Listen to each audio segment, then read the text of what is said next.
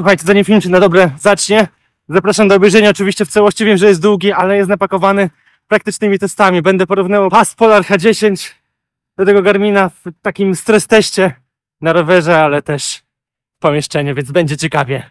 A teraz zapraszam do materiału. Garmin, marka typowo sportowa. Czy ten zegarek można też tak nazwać? I tak, i nie. Seria Venu jest dla mnie odnogą, która kroczy bliżej multimedialności. Jednak i tak muszę przyznać, że kwestii sportowej ma sporo do zaoferowania. Ale bym powiedział raczej amatorom niż profesjonalistom. Zresztą ja sam należę do tej grupy amatorów. Powstały dwie wersje rozmiarowe, 41 mm pod nazwą Venu 3S i 45 mm pod nazwą po prostu Venu 3. W weskach jest więcej kolorów i ta wersja występuje w dwóch kolorach, czarnej z silikonowym paskiem lub skórzanym, i ta wersja jest troszkę droższa, ale jest też biała z ramką w kolorze srebrnym. No dobra, cena tego modelu, który recenzuję, uwaga, około 2200 zł i to raczej idziemy w górę. Dużo? O tym jeszcze dzisiaj porozmawiamy. Film będzie szczegółowy, ale o wszystkim nie zdołam powiedzieć, dlatego w opisie zostawiam link do pełnej specyfikacji. Jeżeli docenicie mój wysiłek, subujcie, lajkujcie, będzie mi bardzo, bardzo miło. No dobra, w pudełku jest kabel USB-C na piny, co jest dla mnie średnim rozwiązaniem, bo jednak nie są one magnetyczne. Brakuje tutaj bezprzewodowego ładowania, tak jeżeli miałbym się z początku przyczepić, to właśnie do tego. Ramka ze stali nierdzewnej okala wystające szkło Gorilla Glass trzeciej generacji i to jest spoko, bo sam ekran to AMOLED z autoregulacją oraz funkcją Always On Display. Ekran ma 1,4 cala. Organoleptycznie mówiąc, widoczność w słońcu powinna być wystarczająca. Trwałość szkła? No tutaj słuchajcie, ciężko mi powiedzieć, bo mam pewne obawy, szczególnie o te rysy, które mogą się pojawiać. Na ten moment takich u mnie nie ma, ale wystające szkło, jakieś tutaj upadki czy też uderzenia równa się, no wiecie, zawsze jakieś ryzyko. Pasek w moim przypadku, tak jak mówiłem, to silikon w standardowych teleskopach 22 mm, jest wygodny i tutaj nie mam żadnych zmian skórnych. Niektórzy wiem, że przy takich paskach czasem narzekają. Rozmiar pasuje do nadgarstka w obwodzie 135 do 200 mm. Sam zegarek jest lekki i wygodny i z innych ważnych aspektów, które mogłem tutaj przytoczyć, to na pewno 3 przyciski, z czego ten środkowy ma strasznie niski skok, co jest niewygodne, słuchajcie. Czytałem, że zdarzają się takie modele, które mają ten problem. Znaczy właśnie nie wiem, czy mogę to nazwać problem, czy taką specyfiką. Jeżeli macie ten sprzęt, to dajcie mi znać, bo jestem ciekaw, jak to wygląda u was. Te przyciski można konfigurować, czyli przypisać skrót pod każdy z nich. Od spodu widać diody od nowego optycznego czujnika Elevate 5, nie wiem, czy dobrze to wymawiam, który spotkać można w dużo droższym Fenix 7 Pro. I skuteczność sprawdziłem, zresztą zobaczycie sami. Sam zegarek jest wygodny, nie robi na pierwszy rzut oka wrażenia sprzętu premium, co mówiłem w ostatnim shorcie. Przynajmniej na mnie to nie działa, jednak to przez jego niską wagę, co może być dużym plusem. Ja tylko mówię o takich wrażeniach, które no, wy możecie mieć całkowicie inne i które tak naprawdę raczej nie mają dużego znaczenia. Z takich ciekawszych rzeczy to projekt całego menu odbiega od innych zegarków i tutaj widać, że Garmin kładzie nacisk na swoje rozwiązania i tak mamy tutaj różne skróty, widgety oraz główne menu z podziałem na aktywności i aplikacje, czyli wszystko tak naprawdę inne, bo w tej się zakładce wszystko inne mieści. Na początku jest ciężko to ogarnąć, ale całość robi wrażenie przemyślanego systemu i to jest kwestia tego, żeby się przerzucić z tych multimedialnych zegarków, gdzie wszystko jest w jednym menu, na to, gdzie wszystko jest jednak porozrzucane. Jest NFC do płatności, czyli usługa Garmin Pay, potwierdzam, działa, nawet podłączałem kartę przy iOSie. Głośnik i mikrofon do rozmów również tutaj jest, test będzie później. Do tego mamy dostęp do kontaktów, klawiatury numerycznej, pamięć na muzykę. Tutaj polecam skorzystać ze Spotify offline, które działa, czyli możemy pobrać muzykę i pójść sobie biegać bez telefonu. Oczywiście słuchawki również się da tutaj podłączyć, tak samo jak inne sprzęty, o czym jeszcze powiem. Kosztem tego, że to nie jest typowo sportowy zegarek, w sensie jak na Garmina przystało, można powiedzieć, to nie ma tutaj map, a jedynie prowadzenie do punktu w linii prostej. Brak SIM-a oczywiście, brak EKG, choć czujnik umożliwia, aby to działało. I jak nie wiadomo o co chodzi, to chodzi o certyfikaty, bo takie możliwości tutaj mamy. Kwestia odblokowania, czy to się stanie, tego szczerze nie wiem, przynajmniej w Europie. Z wodoodporności jest 5 ATM, tryb pływania również. Pomiar stresu. I tutaj mam wrażenie, że jest skubany dokładny, bo wskazane odczyty pokrywają się z moimi odczuciami. Mało tego, Garmin oferuje monitor energii, czyli dostarcza informacje, kiedy mamy dużo energii do działania, a kiedy polecałby nam trochę odpocząć. I na pomiar ma wpływ wszystko, począwszy od snu, po aktywność, stres w ciągu dnia. I są to naczynia połączone, więc w ciągu dnia potrafiłem dostać powiadomienie o spadku mojej wewnętrznej baterii, spadli przez to, że ten stres był w danym momencie wysoki. No właśnie, powiedziałem też o śnie, więc warto powiedzieć, że na pokładzie jest asystent, którego wcześniejsze modele nie miały. Nie mówię o pomiarze snu, bo to są inne rzeczy. To jest dostępne w każdym zegarku. Chodzi mi o dokładne informacje, jak zegarek ocenia nasz sen, jakie działania poleca nam wykonać następnym razem. Mam na myśli taką sytuację, gdy mój sen był niespokojny, czyli w głębokiej fazie byłem na przykład krótko, mój sen był przerywany, to na drugi dzień rano dowiedziałem się, że następnej nocy powinienem spać o 30 minut dłużej dla zachowania lepszej higieny snu. Dostępny jest tryb drzemek, status zmienności tętna podczas snu i to wszystko może pojawić się w porannym raporcie, który możemy włączyć. Ewentualnie możemy wykonać zestawienie danych, czyli raport zdrowotny lub mierzyć poziom SpO2 czy tętna ręcznie, a porównanie widzicie sami na ekranie. Myślę, że to są dobre pomiary, bo raczej dużych różnic nie było, ale później będzie w takich innych warunkach ten pomiar przetestowany. Alerty nietypowego tętna, czyli wysokiego, niskiego z progiem są do ustalenia i to działa również przetestowane. Wracając jeszcze do stresu, dostępna jest aplikacja Medytacja. I tutaj znowu nie mylić z treningiem oddechu, bo czasem możemy myśleć, że to jest właśnie to. To jest pełnoprawna funkcja, która przeprowadza nas przez proces medytacji wraz z komunikatami głosowymi. Zacznij w wygodnej pozycji i zrelaksuj się. Zignoruj wszystko, co rozprasza Twoją uwagę. Skup się wyłącznie na tej chwili.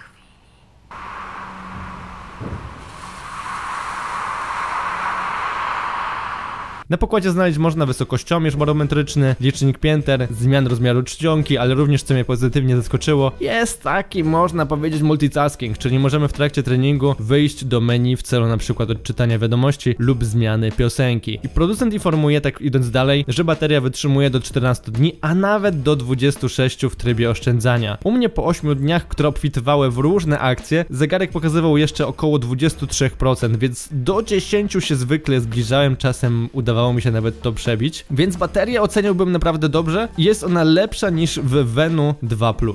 Niby w trybie GPS do 26 godzin potrafi wytrzymać, ładowanie trwa około 2 godzin, to jeszcze taka informacja dla was. Istotna sprawa, zegarek działa na wszystkich systemach, całych dwóch, mam na myśli Androida i iOS-a, choć na przykład z Huawei bym tutaj uważał, bo mignęły mi niekompatybilne telefony marki Huawei, więc zanim kupicie, przejrzyjcie stronę, czy czasem nie jesteście na tej liście niekompatybilnych telefonów. Ale dobra, nie wszystko jest tak kolorowe w tej kwestii, czyli tej kompatybilności, o czym powiem jeszcze zaraz. Ale zanim o tym, to czas na praktyczne testy. Może zacznijmy od głośnika i mikrofonu w rozmowach. Dobra, uwaga. Testuję z pomieszczenia, jak brzmi głośnik, bo zaraz też mikrofon sprawdzimy. W takim pomieszczeniu, czyli w laboratoryjnych warunkach, ale wszystkie są bardzo podobne, jeżeli chodzi o ten głośniczek.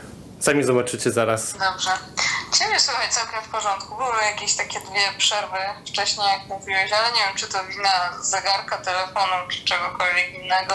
No, na zewnątrz to i tak nie ma sensu, jeżeli chodzi o rozmowę, żeby z głośnika cokolwiek tutaj było słychać, bo lepiej ubrać słuchawki, które podłączymy do zegarka, a nie w taki sposób. Ale sam mikrofon, jak myślisz, jakbym tam tak machał, tu teraz trzymam, tak trzymam, jak mnie słychać w ogóle? Akurat z tego. Wyraźnie. Nie wiem, jakby było gdzieś na zewnątrz, albo jakbym ja była w bardziej zatłoczonym miejscu, ale póki co jest okej. Dobra, dzięki. Dobra, to jest test mikrofonu na zewnątrz. Test głośnika widzieliście z pomieszczenia, dlatego że no nikt nie będzie chyba słuchał czegokolwiek na takim zegarku na zewnątrz. Tak mi się przynajmniej wydaje, bo to nie jest komfortowe, więc raczej podłączycie to do słuchawek. A tak mikrofon zbiera. Tutaj jest zegarek.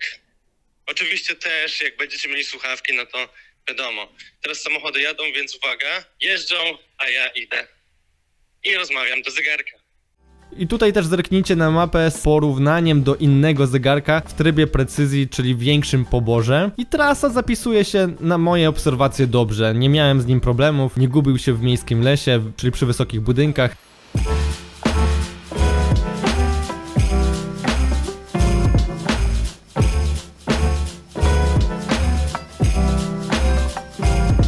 Sam krokomierz, jak to krokomierz? Szacuje kroki na podstawie ruchów, więc przewiduje i, tak jak mówię, ocenia, szacuje, czy ten krok to jest krok, a nie jakieś machnięcie i no musicie brać pod uwagę, że może źle zinterpretować machnięcie i wam policzyć jako krok i to będzie w każdym zegarku. Czy tutaj to nadużywa? Czyli te algorytmy słabo działają? Nie powiedziałbym. Okej, ale pasuje sprawdzić, jak radzi sobie najnowsza generacja czujnika optycznego, w tym Garminie Zobaczcie, teraz widzicie na żywo, jak wygląda poziom mojego tętna z pasa, który jest teraz założony tutaj i zegarek Garmin Venu 3. I zobaczcie, że to wszystko się zgadza, bo ja teraz podejdę i wam pokażę, że tętno 105 i tak samo jak Garmin, który jest podłączony. Do tego telefonu jest podłączony pas Polar H10. Też jak widzicie, wszystko się pokazuje dobrze, czyli transmitowane tętno jest zgodne. Teraz przychodzę do pulsoksymetru. Powinienem siedzieć, usiąść sobie i dopiero wtedy zbadać to tętno,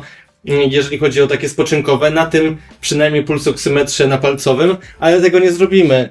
Po prostu po chwilę postoję i będę trzymał. Tętno się powinno uspokoić po chwili. Na razie jeszcze na te wartości tak nie patrzcie, bo reakcja tego napalcowego jest wolniejsza.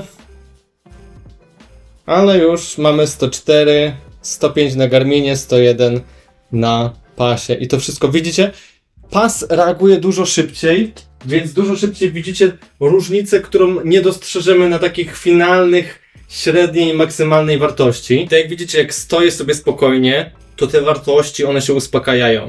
Ale gdy ja zacznę się ruszać, to szybciej akurat robi to Polar H10, czyli więcej ma tych danych. Nie jestem też profesjonalistą, więc wybaczcie, jeżeli wy jesteście, ale tak z moich obserwacji wygląda, że więcej tych pomiarów może na sekundę albo no żywiej tutaj reaguje, bo to jest lepszy sprzęt.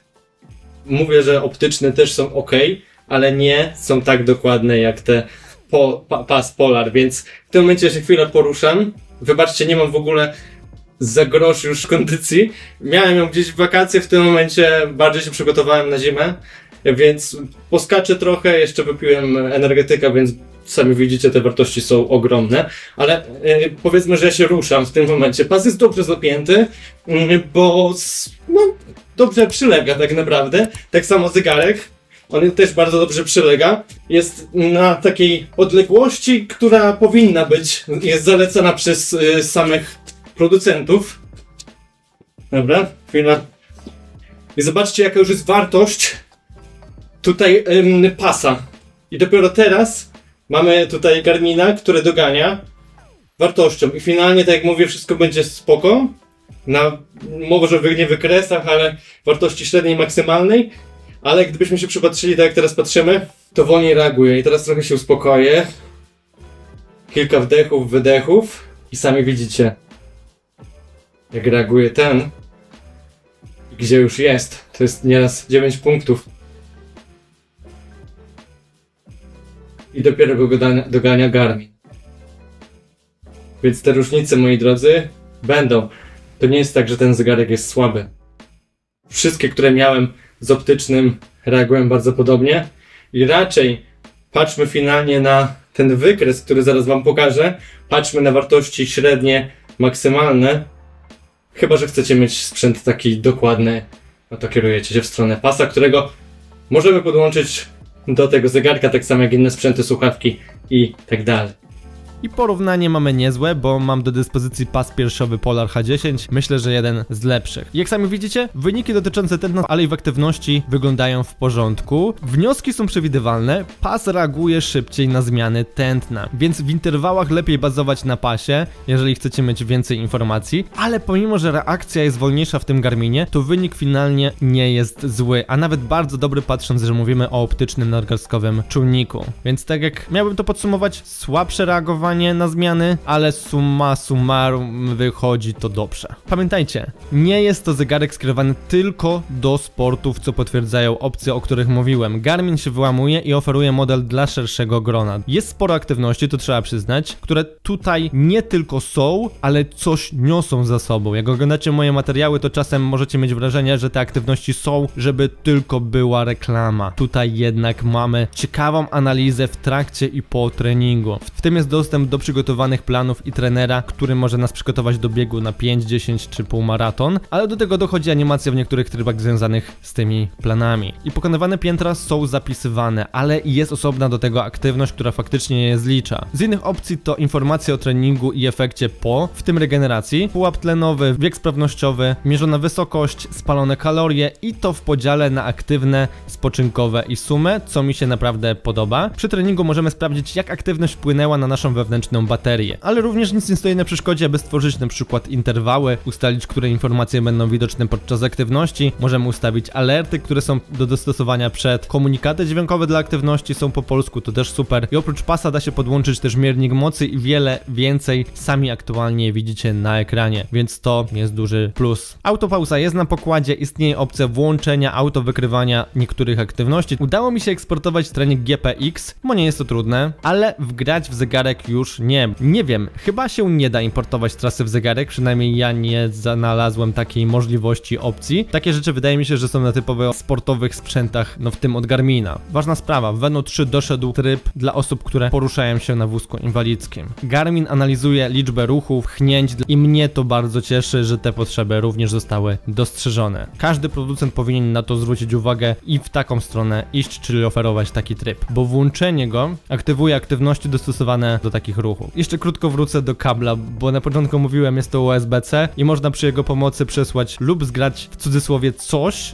do niego albo z niego. Przy Windowsie to działało, ale do Maca na przykład mi się nie udało z sukcesem go podłączyć. Powiadomienia działają, ale zdjęcia wyświetlają się tylko z niektórych komunikatów i zrobią to tylko, czyli wyświetlą się, gdy podłączymy zegarek do Androida. Przy iOS zdjęcia się nie wyświetlą. Tak samo odpowiadanie szablonami lub klawiaturą jest to dostępne, ale gdy podłączymy zegarek z Androidem, na iOSie takie bariery nie będą działać. Oczywiście zwykłe tam powiadomienia się wyświetlą, to na jednym, na drugim systemie, ale z takim ograniczeniem, o którym powiedziałem. Ogólnie sekcja jak sekcja, nie ma tutaj oddzielnej dla aplikacji, takiej, nie wiem, Messenger czy SMS, wszystko ląduje w jednej. Do dyspozycji dostajemy dwie apki, jedna stricte do obsługi zegarka, czyli przeglądania danych, co powiem szczerze jest bardzo wygodne, bo są tam wszystkie informacje, o których powiedziałem wcześniej. Zresztą sami teraz widzicie sposób ich zaprezentowania, jak dla mnie jest to jedna z lepszych pod tym kątem aplikacji, no najlepsza, tak w mojej topce raczej. Przeglądać tam możemy różne dostępne wyzwania, a nawet możemy do nich dołączyć. Co mi się podoba, to ustawienia, które tam dokonamy, mogą dotyczyć również zegarka, a taka forma jest wygodna, bo łatwiej się tam połapać niż na przykład bezpośrednio na zegarku, bo mówiłem, że to menu trochę inaczej wygląda. Dwie apki do obsługi zegarka i statystyk. Ta druga służy do pobierania aplikacji, do pobierania tarcz, których też myślę, że jest dużo, więc każdy znajdzie coś dla siebie, bo oczywiście te tarcze można zmieniać. No i też co ważne, całą analizę, czyli przeglądanie tych wszystkich naszych aktywności, między innymi da się przeglądać z poziomu przeglądarki, co uważam za duży plus, bo to też jest wygodne. Nie zabrakło live track, czyli udostępniania naszej aktywności w czasie rzeczywistym dla na przykład naszych znajomych. Alerty mogą być sygnalizowane w postaci dźwięku i wibracji. No dobra, co ja o nim myślę, o tym modelu Venu 3? Jest to zegarek, który jest moim zdaniem bardzo dobrym sprzętem, ale jednocześnie zbyt drogim. I czy się czepiam? Pewnie trochę tak. Jednocześnie nie twierdzę, że jest to słaby zegarek, nie łapcie mnie za słówka, jeżeli to chcieliście zrobić, bo jedno z drugim się nie łączy. Ma on sporo opcji, algorytmy, które świetnie się sprawdzają i na pewno jest to mały update względem Venu 2 Plus, który jest sztos zegarkiem po prostu. Gdyby tego 2 Plus nie było, to nie przyćmiło to by trójki, bo w mojej opinii trochę tak się stało. Dlatego, mając Venu 2 Plus, zrezygnowałbym całkowicie z przejścia na trójkę. Doszedł tryb wózka inwalidzkiego. No wiadomo, że jeżeli poruszacie się na wózku, no to siłą rzeczy taki tryb tutaj będzie pożądany. To wtedy macie odpowiedź, czyli można myśleć o tym sprzęcie. Ale mamy również ulepszoną baterię względem 2 Plus, co oznacza dłuższy czas pracy na jednym ładowaniu. Dodatkowo doszła analiza pod kątem propozycji polepszenia higieny snu, o czym też wspominałem. Wykrywanie drzemek, rozbudowany tryb medytacji i nie wiem, czy też nie polepszyli tych systemów pozycjonowania. Takie mam wrażenie, chociaż to raczej może być wrażenie. Nie mam teraz możliwości porównania tych dwóch sprzętów w jednej chwili. W tym oczywiście doszedł ten nowszy czujnik optyczny, a z mniejszych rzeczy to poranny raport, ale to wiecie, mała rzecz. Poza tym jest to praktycznie Garmin Venu 2 Plus na sterydach i tak to mogę określić z czystym sumieniem. Jednak jeżeli mam się do czegoś przyczepić, środkowy skok przycisku jest słaby, a system złapał mi kilka razy laga, ale tak z reguły nie miałem problemów z płynnością jego działania, tam jakaś aktualizacja w międzyczasie doszła, więc raczej chyba nad tym popracowali, ale ten przycisk to mnie zastanawia, czy to jest wadliwe, czy po prostu tak tutaj jest. No no nie jest to tak wygodne dla mnie, więc tutaj chciałem trochę pomarudzić te 30 sekund. Dobra, na pewno nie powiedziałem o wszystkim, bo tego jest mnóstwo i tak mam wrażenie, że ten film trwa bardzo długo, więc jeżeli macie pytania, to piszcie śmiało, dyskutujmy, ten film jest tylko, tak jak wiecie, wstępem, druga część filmu, czyli wasze pytania są w sekcji komentarzy. Lajkujcie, subujcie, to mi naprawdę pomaga, a tymczasem trzymajcie się.